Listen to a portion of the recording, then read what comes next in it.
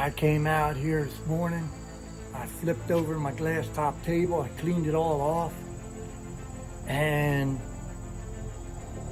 to sit out here in the morning with Carol, so I was cleaning everything off. And I got the chairs and I was sweeping them all off with this little broom to get all the cobwebs off.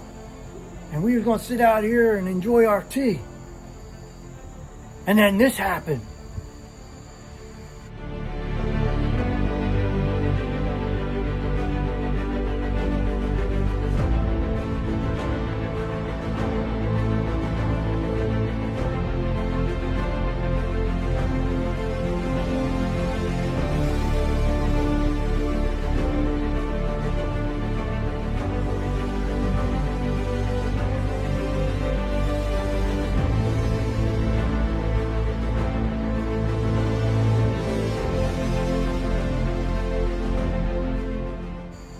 I removed the chair and there was a big old wasp nest on the back of the chair, which I didn't see until it was too late.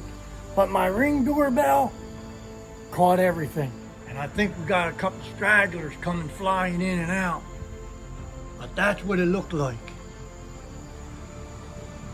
And my brain didn't focus in until they just came up. And it was too late. They was attacking me. My brain let my coordinated stuff with my eyes, and my eyes actually seen what was going on. Oh, I went to back up, but this 60-year-old flipped backwards, got up like a ninja. Pop, pop, pop, pop, pop, pop.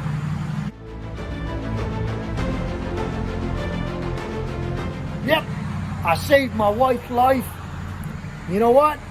I only got stung one time. One time. You couldn't see that nest. That's how many bees were on that nest.